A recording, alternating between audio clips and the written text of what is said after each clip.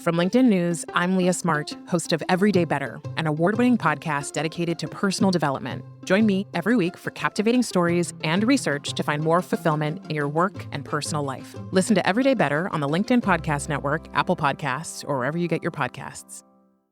The HP AI PC breaks language barriers instantly by translating up to 44 languages in real time, powered by the Intel Core Ultra processor.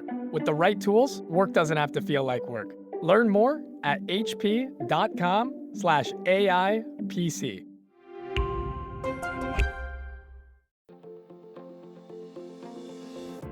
Hello, my friend, and welcome to another exciting episode of Negotiate Anything.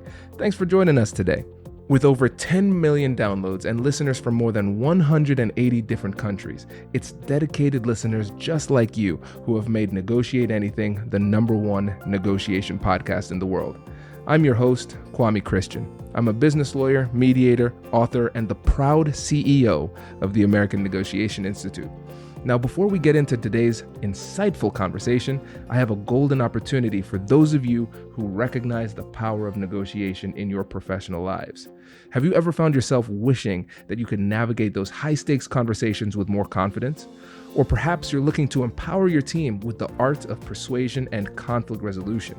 At the American Negotiation Institute, we've crafted specialized keynotes and workshops tailored for those very needs. We've transformed the negotiation skills of professionals worldwide, and we're eager to do the same for you.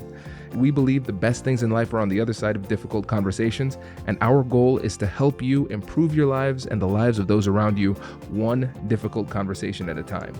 Don't let another challenging conversation leave you second guessing. Click the link in the description to discover how we can help you find confidence in conflict, negotiate better deals, and have stronger relationships. Because in the world of business, every conversation counts. And now, without further ado, let's jump into the interview. David, thanks for joining us today. Well, thank you, Kwame. Thank you so much for having me. And after you being on my podcast, it's a pleasure to return the favor as well. Yes, likewise. So how about you get us started by telling us a little bit about yourself and what you do? Sure. So I had Kwame on my podcast, which is called the Self-Belief Chief podcast. So I founded the business Self-Belief Chief, which looks at basically coaching high performers, but it's in many different areas. So for me, my personal struggle is it started from a very early age. I remember a coach of mine, I was a footballer coach of mine, and he sat down and went through a report with me, and he said, David, you really need to start believing in yourself. Anyway, that was the end of the conversation. He starts walking off. I said, how? And he said, what do you mean? I said, well, you told me I need to believe in myself more. I said, but how? And if you've ever had someone say to you, just believe in yourself, and it's that eye-rolling thing, say to them how, and have a listen to what they say, and you'll find out it's all of a sudden more difficult than solving a Rubik's Cube. It's just no one actually has an answer to what is something that everyone wants to do. And I built this obsession, which is if everybody wants to believe in themselves, why don't they? But more importantly than that, it's rather than just saying we want more confidence, it's, well, why do people want more confidence? How does it affect our relationships? How does it affect our sales, our business, our friendships, every single thing, and creating different programs under the kind of Self-Belief Chief brand, which specialize in different things, because confidence in different areas is a different language. So there's no point trying to say confidence generally or whatever. That's too vague. It's the confidence to do something. And that makes all the difference. And so through that obsession of wanting to understand what changes the quality of people's lives, but again, if everybody wants to believe in themselves, why don't they? I was obsessed with that question. And once I could, understand it in terms of relationships, then I thought, okay, now let's do it in sales. Okay, let's do it with athletes. Let's do it with this. Let's do it with this, and create as many different programs so that people could go, you know what, that's the area I need confidence in. Because you're probably the same, Kwame. You're no doubt you've got unbelievable confidence when it comes to conflict negotiation. But no doubt you've got other areas where, like all of us, you go, actually, I'm not quite as confident in that one, or I'm not quite as confident in that one. We all have those. And so, yes, we might be a confident person, or yes, we might have confidence at this, or a good sense of self-belief, but actually it's an environment where we know if I had confidence in that area, that completely changes my life. That changes the quality of my life. That gives my family the finances they need. It gives me the type of relationship I want. It just changes everything. It means I'm not lonely and isolated. It changes so much. And so, yes, confidence is a part of the equation, but really the self-belief sheep brand and what I do is, how do we take action? And that's what I loved about you on my podcast, Kwame, which was just that so much in terms of the practical steps, but really our life only changes when we take action. And so we need to have the right mindset. We need to break someone's pattern. And I love that you talk about breaking people's pattern with empathy. I love the examples that you gave, or you've given when we've had conversations of, actually you can disarm people with empathy and it breaks someone's pattern. Then we can start taking action and move it that way. So that's been my life's obsession, and finding as many platforms, as many ways to share that is something I absolutely love to do. This is fantastic, David. I'm so excited for this because when, like you said, when I was on your show, Self-Belief Chief, also everybody, make sure you check out that podcast. Fantastic show. When I was on the show, after we were done, I said, no, I need to have you on my show as soon as possible because I don't think people recognize just how important confidence is. And that's why my book is titled Finding Confidence in Conflict, because it doesn't make sense to give recipes to people who are afraid to get in the kitchen. You actually have to have that self-belief to actually take action. So I'm really excited to get into that with you. And so the three things we're going to talk about today, number one, the 6 sources of self-belief. Number 2, reliable peak pattern. And number 3, the technique called scratching, how to overcome a previous disappointment. This is exciting. So let's go ahead and start with the first one, the 6 sources of self-belief. Tell us more about that. Yeah. So in my desire to understand confidence and understand how to simplify this, because the enemy to anything is complexity, isn't it? And confidence, that it seems like a simple term, but when anyone describes it, it just gets too complex and convoluted.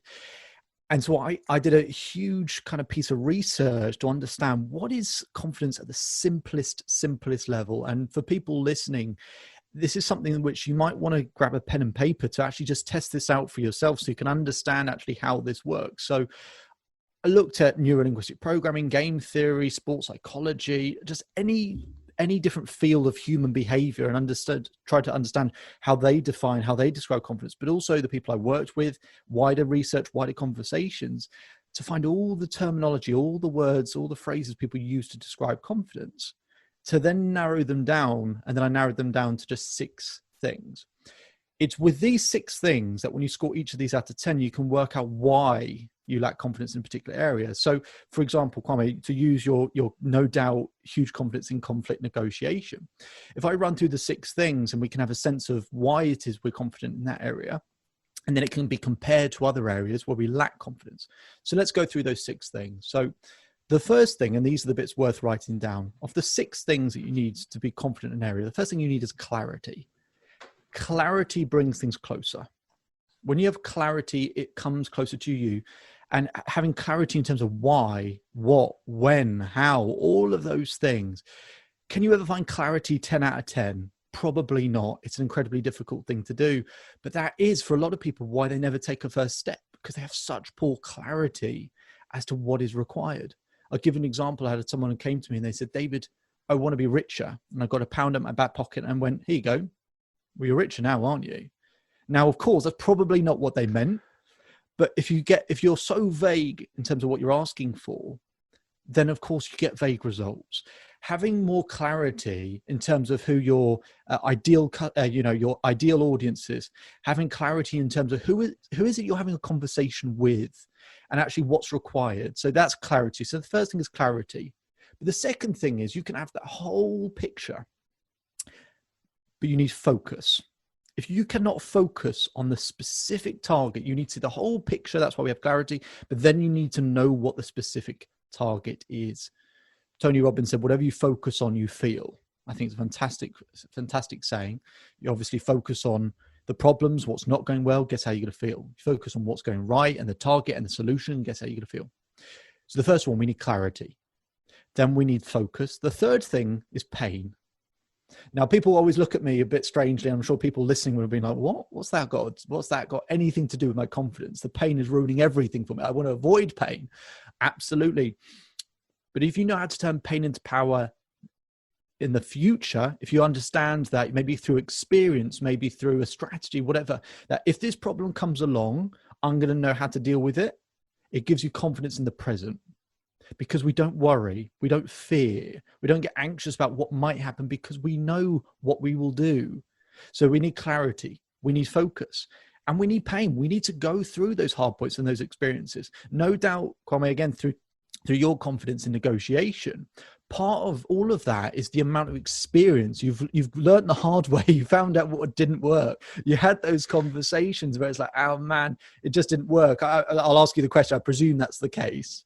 Yeah, absolutely. And I tell people all the time, if you have somebody who's teaching you anything, but of course in negotiation and conflict resolution, and they can't answer the question, your biggest failure in a negotiation, then they're probably not very good. Because if you can't, if you're not failing, then you're not really trying that hard.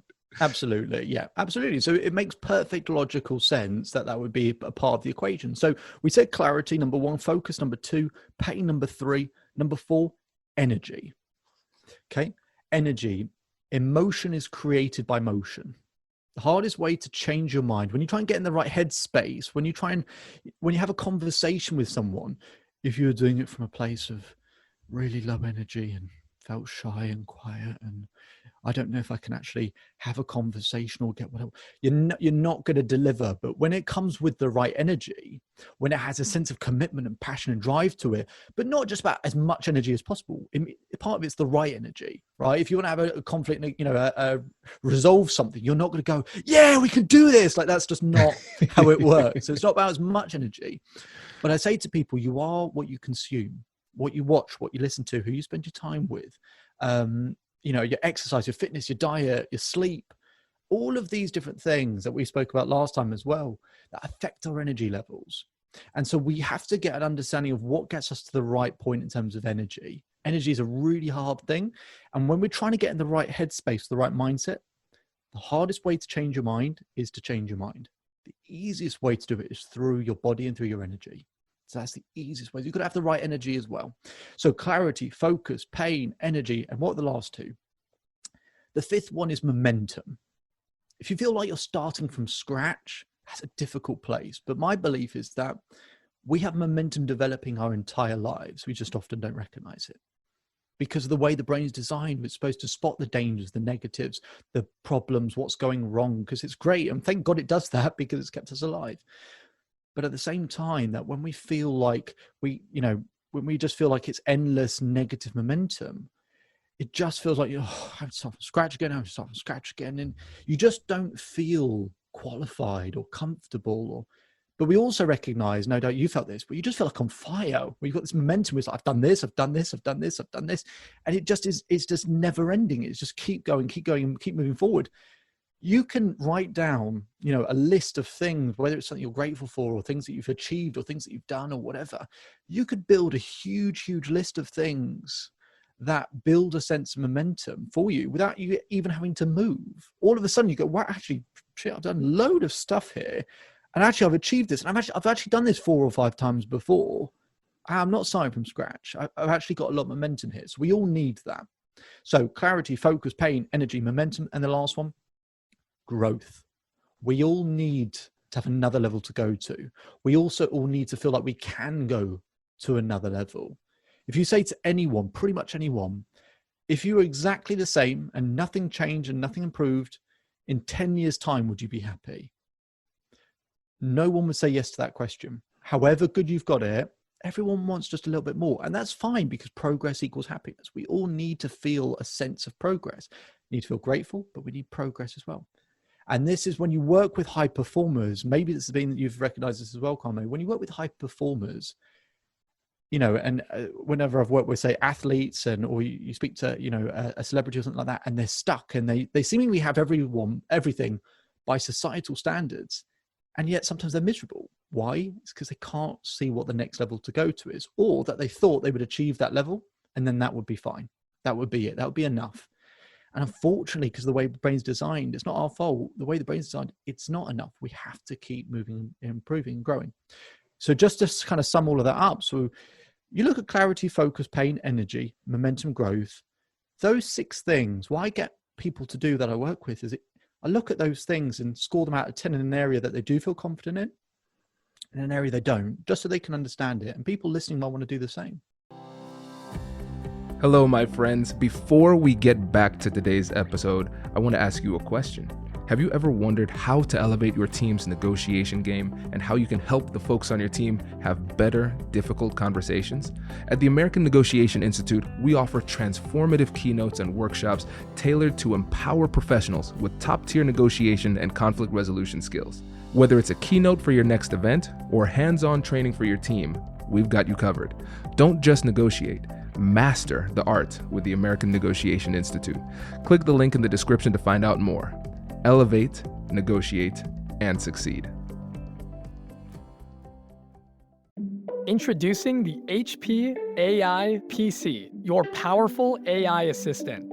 Easily search through personal files, gain valuable insights, and make smarter, more informed business decisions. Unlock the future of work today with the HP AI PC, powered by the Intel Core Ultra processor. With the right tools, work doesn't have to feel like work. Learn more at hp.com/AIPC.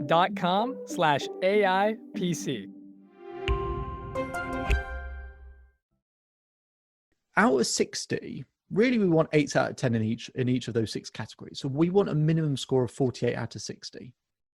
So I get people that have a score of 20 out of 60. They go, you know what, I'm having a problem with my family, a sort of conflict with my family. I'm not good at having these conversations or discussing it. I don't really know what I'm going to say. So we go through it. Okay, how much clarity do you have in terms of what it is you're going to say or why you need to say this? They say, well, I've got a 3. Okay, what will get us to a 5? Okay, do this, this, and this. Okay, what will get us to 6? What will get us to 7? Part of that equation might be therefore working with someone like yourself, depending on what the situation is. Don't have clarity. Okay, now actually, rather than us going 5, 6, 7, maybe we need to find the right person, an expert in this. If this is such a high level conversation that we're having, maybe you need a Kwame. Maybe you need someone that can actually take your clarity to a 10. Maybe you do need to invest in something in that area. So that's a point. But also, can you focus on the solution? Can you stay focused on the solution, or is your mind drifting to what if this happens and what if that happens and what if this happens? You know, do you know how to deal with the pain? Do you know how to turn it into turn it into power if the conversation starts getting difficult? What's your energy like beforehand? Are you in the right place? Are you feeling like quite meek and shy, or do you have your energy where your head's up, your chest is back, your chest is up, your shoulders are back, all of that, and so on and so forth. I won't go rattle through all of them, but anyone listening, I'll just finish that point by saying, do that with an area you feel great in, your confidence will be 48 and above. Do it in an area that you're not confident in, it'll be lower. But then you can start looking at, why? Which areas do I need to improve in? Why is my confidence low? Not just my confidence is low, why? And the most important thing to say of all of it is everyone is different. We all need those 6 things, but everyone prioritizes 2. Some people need more clarity and focus as their top 2. For other people, it's, you know what, energy is the most important thing, probably followed by growth. Look at those 6 things and think, which 2 of those are key to me and my performance? That is the thing that gives you an indication, because you might not be able to remember all 6 all the time, but if you know your top one, if you go, you know what, actually, if I take nothing away from this podcast, I've realized that energy is the number 1 thing for me. Right? So anytime I lack confidence, my energy must be off. It must be, because that's my top thing. There's no way that's scoring highly. And so that's one thing I'd really encourage people to take away, just so at least you now have an understanding why it is you might be lacking confidence. David, I feel like this is a therapy session right now. This is fantastic. I'm excited to go through this for myself. And for the people that you've worked with, what would you think is the single biggest barrier to confidence based on this scale? So the way to answer that question, of course, firstly depends on which things do they prioritize, right? Everyone is different. So I've got to work with the athlete where their energy isn't right. I've got to work with the couple where they can't stay focused on actually where are they trying to get to, rather than focusing on the problems. Got to deal with the problems. Having said all of that, I think the clarity, not that it is the most important thing, But whenever I work with someone, their clarity typically is so poor in that area. If we have a good sense of what the picture is, if we know the why and we know the when and the how, if we get those down, then a lot of people start to go, oh, actually, right, I can see the picture forming, because all emotion is contained in a picture in our mind. Now, if we don't have the picture, our brain starts drifting to what we don't want, again, because that's the way it's designed. So if they get a good sense of designing a compelling future and getting a picture, and it looks bright and it looks exciting and it looks colorful, and having clarity in terms of where they're trying to, what good looks like. So if you're going to have that difficult conversation, or if you're going to have that situation which is going to go one way or the other, the clarity in terms of what's going to be required, but the clarity of actually where you're trying to get to, because a lot of people don't really know what the end result they're trying to get to. Just to give a quick example on that is, I went skydiving. Probably a huge mistake, but I went skydiving. I'm obviously fine. I'm obviously still here. I went skydiving, and I was sat next to a girl shaking in the sort of the training room, shaking like a leaf. I turned to her. I said, "Are you okay?" Probably the stupidest question I could possibly ask, but are you okay? And she goes, "Well, actually, I got driven here by my family blindfolded for a birthday surprise. I didn't know I was actually going to be skydiving today." Now, that's the worst surprise I've ever heard, ever. And her dad, who was also with her, and her kids are there, but her dad, who was with her, was supposed to do it, and he bottled it. He clearly hadn't gone through the 6 sources of self-belief. So anyway, I had to say to her, try to calm her down. We had to change the energy thing first, but just to kind of touch back onto what I was just saying, which is, she was worrying about what's, if this happens, if this happens, if this happens.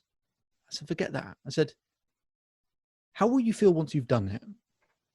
Because that's the picture we really need to build. It's not just the picture of how it's going to go, because that's only so kind of interesting. Oh, it'd be really good if it went, this person said this, and then this happened, this happened, this happened. But it's 1,000 times more compelling if we have this fantastic vision of what it's like when it's done. When you have that conversation with someone, you might be avoiding a difficult conversation with someone because you're worrying too much about the conversation itself. You need to know and understand how that's going to work. But how do you feel once it's done? That's the most important thing for me, is building that vision where you go, oh, well, actually, so for this girl, how will you feel once you've done it? All of a sudden, from this shaking, you just stopped. She doesn't notice. She stopped shaking. Goes, oh, well, I can imagine it's an amazing feeling. And actually, it's something I can go to work and tell everyone that I did. And my kids must be so proud of me when I do this. And there'll be a video and they'll get to watch it back, and we'll get to enjoy that as a family together. And my partner will just, will think, wow, she's unbelievably brave and courageous. And maybe he'll have even more respect for me. I said to her, but you're not going to do it though. So that's fine. She's, okay, no, hang on. No, I might do it. And she agreed to do it, because you need the other elements as well. She agreed to do it only if she was in the same plane that I was. But, and then she went first in the plane. I saw how quickly she fell out the plane, and I thought, oh, I made a mistake. I made a mistake here. This is not a good idea. And, but that was it. She just needed to see the end result. So I'm curious, Kwame, for the work we did, and we had a good conversation last time. When you have conversations with people, how important is it for you to sort of build that picture for someone? So here's the process, but actually, how do you feel once it's done? Is that something you consider important? Absolutely. I think about it in terms of regret. And I say, well, who is the person that you think you'd respect the most? When you look back on what you did or did not do in this part of your life, what is the decision that you would respect the most? And that usually gets people to think with a different perspective. Yeah. And that's one thing that I never want to happen, because I hate that feeling of regret. Like I could have done something and I didn't do it. And for me, I'd rather take a shot and miss than not take the shot at all. And usually when you give somebody that type of deathbed perspective, it kind of pulls them out of where they are in the moment and helps them to see the picture a little bit more holistically. Absolutely. And you use the deathbed thing, which is, you might well be familiar with Les Brown, but he quoted one of Martin Luther King's writers. I forgot the name of the writer. But he said, this writer said, imagine on your deathbed seeing the ghosts of all the people around your deathbed, but those ghosts being the decisions you didn't take, the dreams you didn't act upon, the conversations you didn't have, the people you didn't say I love you to, all of those sorts of things. So it's interesting that you said that, because that's something I absolutely bear in mind, that type of philosophy. Absolutely. Absolutely. And I think, again, I really like this because it gives you a little bit of clarity too, right? Because sometimes just because of your emotional state, you develop a little bit of tunnel vision. Not a little bit, a lot of tunnel vision. Yes. And like you said, you focus on the thing that you don't want to happen. And I remember, so I play tennis. I love playing tennis. And in a lot of times your head placement in sports in general, but tennis especially, will have an impact on the trajectory of the ball. And so if you're hitting a serve and you're missing the serve into the net a lot, usually it's because your head is coming down too soon. You're not watching the ball long enough. And a lot of times in life, your direction will follow your focus. And if you keep on focusing on the negative, it's almost like that focus just manifests that negative outcome that you were afraid of the whole time, instead of like what you were suggesting, focusing on what's the good thing that could possibly happen. Mm-hmm. It's almost like raising your perspective, so you're not going to miss low. You're going to focus on something that's a lot more productive. Absolutely. I love it. And the thing you said about the tennis thing is, it's interesting. When I work with athletes, that's a common thing I talk to them about, is when there are car crashes, but when I say car crash, someone hits a tree or a lamppost. It's the only tree, it's the only lamppost on that street, and they hit it. Why? It's because we immediately start to focus on what we don't want to hit. And we look at that. And we start going, oh, how do I avoid that? So we look straight at it. Was actually, when you talk to a Formula One driver or a NASCAR driver or whatever, when you're trying to come out of a skid, you've got to focus on where you want to go. That's the only option you have. You can't focus on the wall. You can't focus on that car. You have to focus on exactly where you want to go. And that's a really difficult thing, by the way. So I'm not here to trivialize it. But like you said, on the tennis serve, absolutely, when we start to, understand the process and actually what we're focusing on. But you're right, taking the time to actually consider what that is, but actually write it down, draw it out. Sometimes intellectually, the things I just said about the 6 sources of self-belief, I'm sure people listening will be kind of nodding along, going, yeah, I get that. I kind of do that. But a lot of people get that intellectually. Do they actually implement? Do they actually practice? Do they implement? Do they take the time to work this stuff out? And I think that's, again, taking action. It's the difference. A lot of people will nod along intellectually, but until we actually take the time to work this stuff out. So it's that small 1% or whatever to go, oh, you know what? When I was throwing that ball up in that serve, my eyes come off the ball just half a second before it should do. Every single time. And then I go through a process with someone in terms of that tennis serve, and of just understanding that your eyes, they just stay there, but they almost got to stay there what feels like a little bit too long, because I love my tennis as well. It's almost got to stay there just a bit longer than it feels normal. And that makes us, it's just a little kind of habit or routine, so that we, success leaves clues, right? So it's not that we don't have the answers, but it's really defining and understanding why. Why do we have the answers? Why do we know what to do already? And that often is the 1%. Most people think the 1% is this new thing. And it's not. It's consistency. It's predictability, routine. We would much rather be able to perform consistently than perform at a 10 out of 10 a handful of times. But the rest of the time is very average. If we could just be consistent. And it's the same, in business. If you knew how much money you're going to make each month, we'd rather have a very good amount of money each month consistently than have this skyrocketing month, knowing that the other 11 months are going to be quite low or up or down or whatever, and it's going to cause stress. In terms of our ability in anything, we want predictability. Again, similar in negotiation, conflict, anything, is to have a sense of predictability. But the hard thing about that is, and the reason why the 6 sources of self-belief I find so useful is, in interpersonal relationships, you don't have control. You have influence at best. You never have control because there's more than one person. So therefore, in some cases, with the 6 sources of self-belief, you want to build clarity. A lot of people want to build clarity for control. So you might have to accept, I can't get 10 out of 10 because I don't 100% know how the other person will react. I might get to an 8 or 9. What does that mean? Maybe I've got to build up the other 5 areas a hell of a lot more. to kind of counterbalance it. Because in other cases, energy, we might, for whatever reason, have an injury or a physical problem, or there's foods we can't, or for a period of time or a phase of our life, we can't do something. So maybe for whatever reason, our energy, we can only get to an 8. So therefore the other 5 areas got to become stronger. We might intellectually, for example, someone who likes energy, know that energy really helps us. But would you know the answer when energy was taken out of our life? What would we do then? We have to know those other 5 areas exist, because we have to believe that confidence can come from more than one place. It's like an investment. You wouldn't invest all your money in one place hoping that does well. You'd invest it in 3, 4, 5 different places to make sure your money, hopefully it's the best thing, but also to safeguard it. And that's the approach I take with confidence as well. There are so many quotables here. I'm struggling with my notes. This is really, really great. And for the sake of time, let's move on to the next one, Sure. which is the reliable peak pattern. So what is this as it relates to confidence? Sure. So the thing that I call it that because people want peak performance, but one, I always talk about confidence as pattern. And the other bit is, how do we find it reliably? And again, it's not a new thing. It's understanding what already works and utilizing that. So what I do with people, for example, let's say 2 of those 6 sources, let's take, for example, clarity and focus, because they're just the first 2 on that list.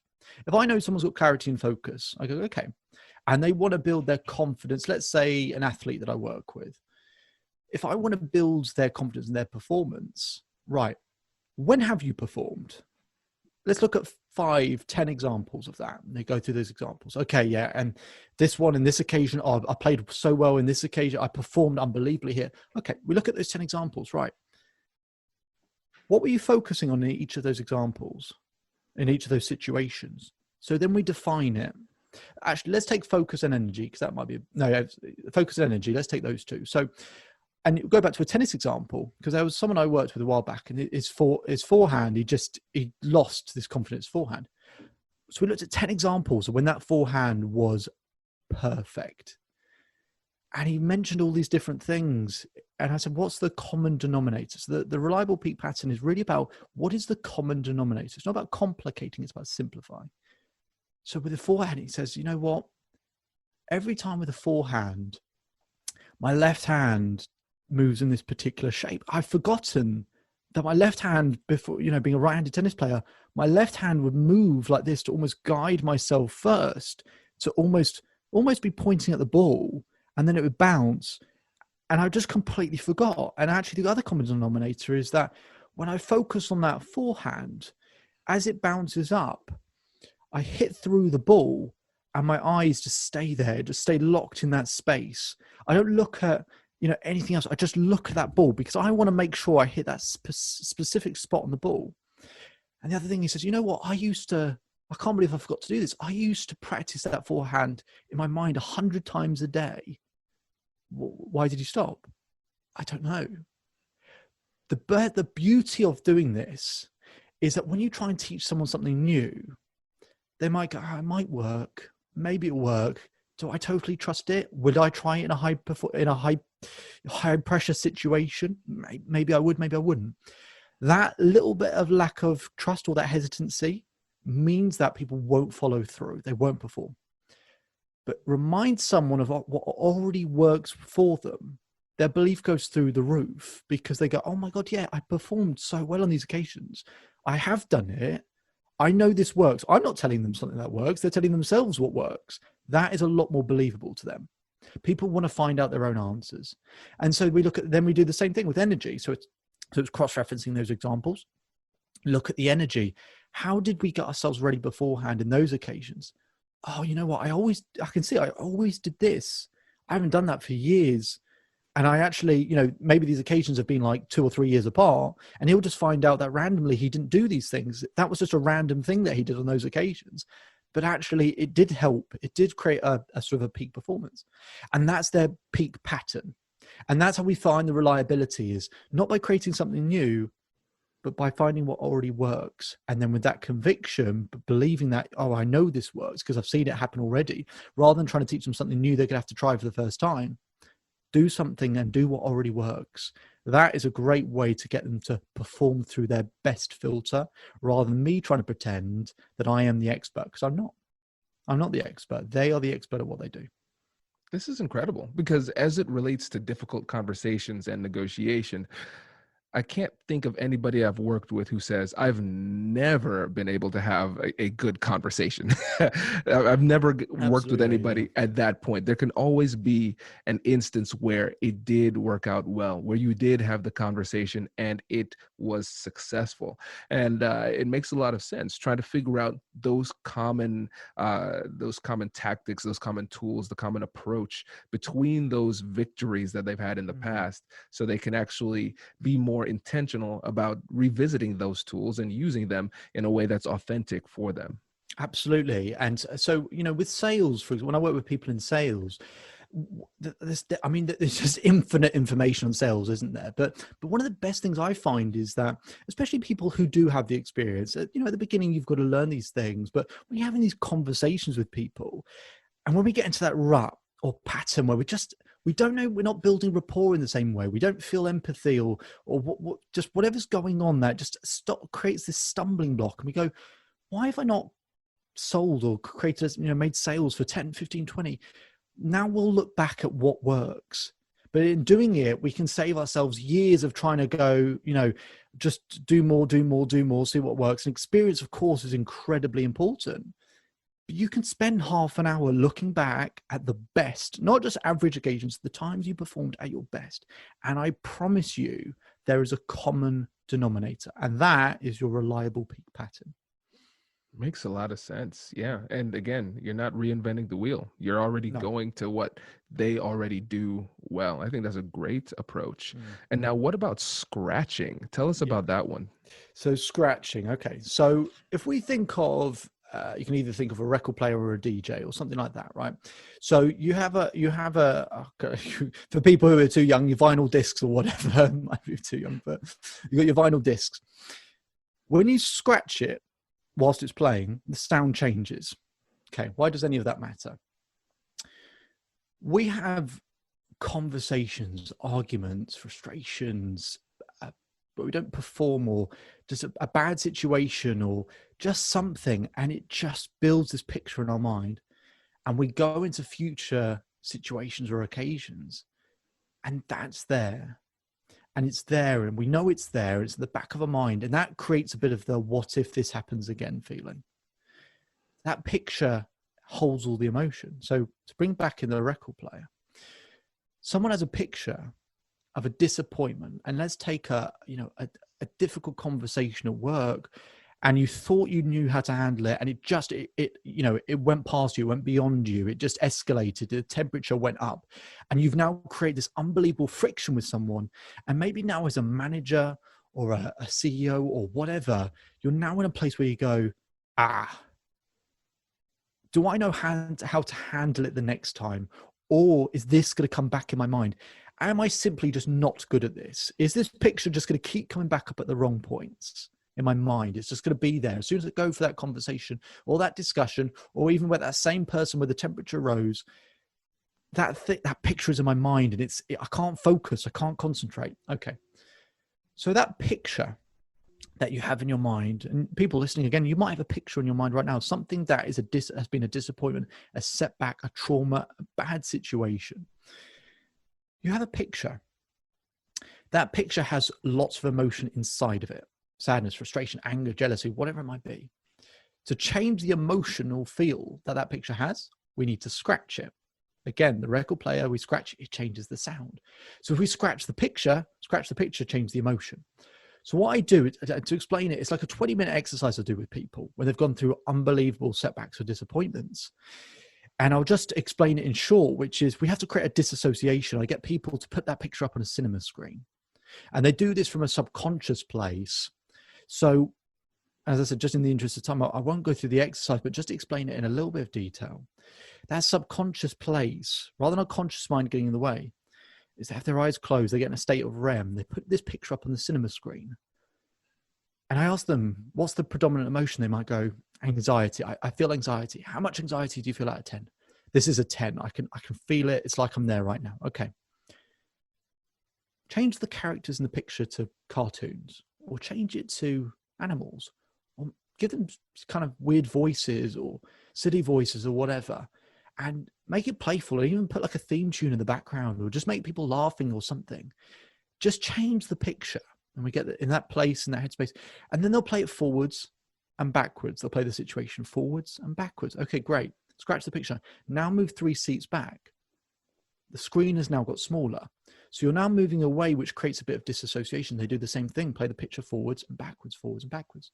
We might even bring in a new picture which bursts through the cinema screen that completely overwhelms the old picture, a new picture, which creates a sense of exactly what we want, if we achieved, if we performed, if life was beautiful, all of that stuff, and play that forwards and backwards. The essence of it is we keep moving them further and further back. The screen gets smaller. They become more disassociated with this painful image. It's the same thing you'd use for a phobia as well. But it connects a new picture that bursts through the screen, that anytime they think of this old picture in the future, immediately this new picture comes into their mind. There is no way that those two aren't joined forever now. And the beauty of that is, if every time the old picture exists, you then dwell on it, you think of it for 10, 15, 20 minutes, an hour, whatever, 2 hours, 10 hours, you think of it about 2 days after a bad conversation, just in your relationship, you avoid each other for 3 or 4 days because that picture is just overwhelming you. So the problem isn't the emotion, the problem is how long it lasts. Sadness, frustration, anger, they're all fine. Sometimes they're good things. But does it last for 10 minutes or for 10 hours? The scratching exercise, when you change that picture and it forms a new picture, and it becomes this thing where it's not something you have to try. It's this old picture comes in and this new picture comes in, and it just immediately short circuits the emotion. Okay, you're going to feel sadness, anger, frustration. I had to do this with a woman who'd lost her husband, and yeah, does she still feel pain? Absolutely. But it takes her to a different place. And it takes her to a place where she could let go and move on, and she's actually dating again. And so again, when I do it with people who have these, they're panicking about this, they'd had a conversation with their sister and it just went terribly and it went awful. And they know they've got to have to broach it at some point, but they're so worried because the picture in their head is presenting itself. It's stopping them working out what they need to do. We scratch that picture so that that emotion doesn't last.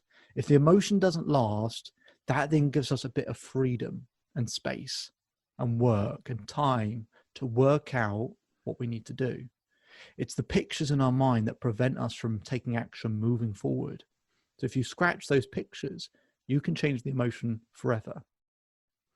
This is a phenomenal approach, and for me as a psychology nerd, I'm really in love with this. And one of the things I'm obsessed with is memory, because I'm trying to teach people. I want to help people retain the knowledge. And one of the things that's interesting about memory is that everybody focuses about how to make it stronger, how to learn more, how to retain more. But could you imagine the psychological benefits of being able to spot erase memories too? Sometimes if you went through something traumatic, there's nothing out there that can help you to completely forget. But what you've provided us with, though, is a way to take that same memory that we might want to get rid of, but we can't get rid of, and turning it into something empowering. I think this is an incredibly powerful approach. And so if you go through this, when do you think it's the best time to go through it? Once you first experience it, or when? What's your opinion on that? Great question. It's one I've thought about a few times, because you work with people, no doubt with the same with you. You come into people at different stages of the conflict, right? You've got the people at the beginning, and so there might be slight adjustments that you need to make. I think it depends what it is. If you talk about trauma, it's probably too much too soon, and it's something that people need time. If I could wipe away grief in 5 minutes for a conversation, I'd be earning millions every month. So we obviously can't do that, right? Right. But at the same time, after a while, after a period of time, now conflict and that stuff, that's not trauma, right? So I think there's no reason why the sooner the better, because the longer that picture's in your mind, the more it develops. And you like memory. And so, for example, when you think about I forget that there was some study that was done which proved that they did one of those studies where it's eyewitness testimony type of things, and then and you no doubt love those things. I can see the smiling face that you enjoy those, and just the fact that memory is so poor in that. But what they found was with people like a year later, their account is 75% of it is not even what happened. And so if memory is that poor and that difficult, what it's meaning is we build a picture in our mind initially, and then it keeps developing and it keeps forming and it keeps building and it goes bigger and bigger and bigger. That leads me to think that the sooner we can deal with that, the easier it becomes. You can do it at any point, right? If you've been suffering with something for 10, 20 years, even if it's a phobia or whatever you've had your whole life, you can still deal with it. But I love that you made a great point. I think it's absolutely worth making is people have the expectation to get rid of the memory forever. If that's the expectation, that's often a game we can't win. But there are plenty of things where we actually go, it might have been like a conversation at the end of a relationship or something. And it might be that you never want to think of the relationship again.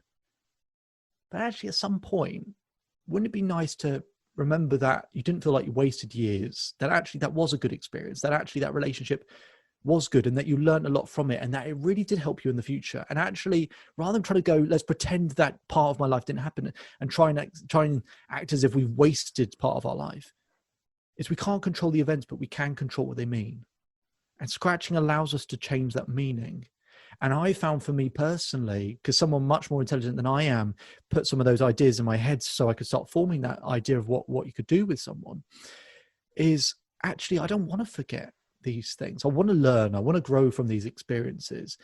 And the last thing I'll say on that, because I think it's such a good point that you've made, is when you look back at an event, you never look back at the event itself. You look back at how you saw the event, right? So how we define it in that first moment is how we're going to remember it in the future. That's another thing I do in terms of, I use 60 seconds as much as possible. If a setback, disappointment happens, 60 seconds to not rubbish it or pretend it wasn't bad, to define it in such a way, in a positive way. What am I learning? What am I growing? What am I accepting? What am I taking? Because that is what I'm going to remember in the future. So with that 60 seconds, yeah, you might still have pain in the future. It might still be disappointment and setback, but you might have a difficult conversation. You come out of that conversation, give yourself 60 seconds, not to pretend, oh, it was fine, it was easy, it didn't really happen, and pretend all of that stuff. But off the back of a difficult conversation, that was a difficult conversation. But you know what? Let me think about it from their point of view. They're probably thinking this. Okay, I can build some empathy because I can, maybe in the conversation I wasn't thinking this. Maybe I can understand it from their point of view. And maybe this needed to happen so that we can get that tension out of the way, so it allows us to have a better conversation next time. What else could I take from it? You know what? Actually, it's an experience which I can learn and grow from. If things were easy all of the time, then I wouldn't ever be improving and I'll get caught out in a much bigger scenario, much bigger situation. So maybe I need this little bit of conflict here that allows me to do things that are 10 times harder in the future. Now, when we go back to thinking about it, all of those definitions are part of the memory. And I think that's really important. So I think that's a really good point, Kwame, that you made. So as a fellow psychology nerd, I mean, how do you use memory in terms of when you look at conflict resolution? What's your process or thoughts in terms of how memory plays a role in it? Well, it depends on how we're looking at memory. If we're thinking about memory in terms of difficult conversations in the past that didn't go well and how that impacts the way that we navigate future types of conversations, I think we have to go through a process like this one. We have to think about ways to think differently about it and find a way to learn from it and change and evolve.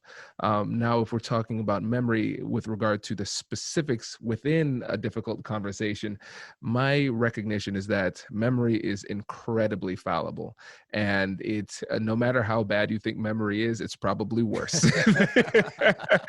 And so oftentimes in these difficult conversations, what ends up happening is that you have two people essentially battling vehemently over their imaginations. This is my imagination and this is yours. And the conversation becomes predictably unproductive. And so I encourage people to use what I call future-focused problem solving, where we just acknowledge how the person is feeling about the situation, validate it and say, yeah, it makes sense that you feel that way. And then we look to the future. So we ask questions to orient the focus of the people in question to the future. I don't want you to focus on the negative things. We can focus on the problem that you're perceiving, and then what we can do together to avoid that problem in the future or rectify the situation. But as far as the details of what happened in the past, I'm not going to spend much time going back and forth on that. I'll just listen, summarize so they feel heard, and then reorient the conversation to the future. I love that. You're right. It's you're just in the conversations. It just negotiation or conflict. There's just so many intricacies, which is just impossible to recall. But as again, we're just interpreting it in different ways. We look at the same. Every human being on earth. I find it so interesting that we could all look at the same thing, and yet we're seeing something completely different. And that, for me, is just, aside from the memory aspect of it, it's the definition of everything that we're doing is different. And yeah, absolutely. You just can't trust your mind. Not at all. Not at all. And when we're talking about scratching, the three things that came to mind for me were, number one, cognitive reappraisal, number two, positive associations, and number three, neuroplasticity.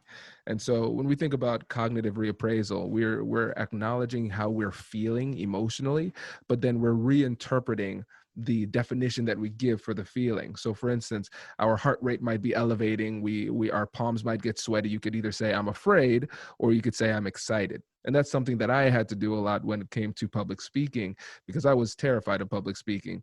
The funny thing is I still feel the exact same way every time, but now instead of saying I'm afraid, I say I'm excited. And so there's a little bit of that involved in scratching that I can see. And then also associations. You think back to Pavlov's dogs, how we're all constantly associating things. We're pairing things together. So we're pairing this event in the past with a negative interpretation. And so then what we're doing here is we are pairing this same instance in the past with a completely different interpretation. So instead of seeing it as something that was detrimental, we're seeing it as a necessary part of our development. There's some value to it. And so by going over it in your head in this new, more positive and empowering way, we're pairing it with something that's more positive. And then with neuroplasticity, we think about, I think it's Hebb's law, where neurons that fire together wire together. And every time we think about these things, we create these patterns of thought, and these connections become stronger and stronger and stronger and stronger.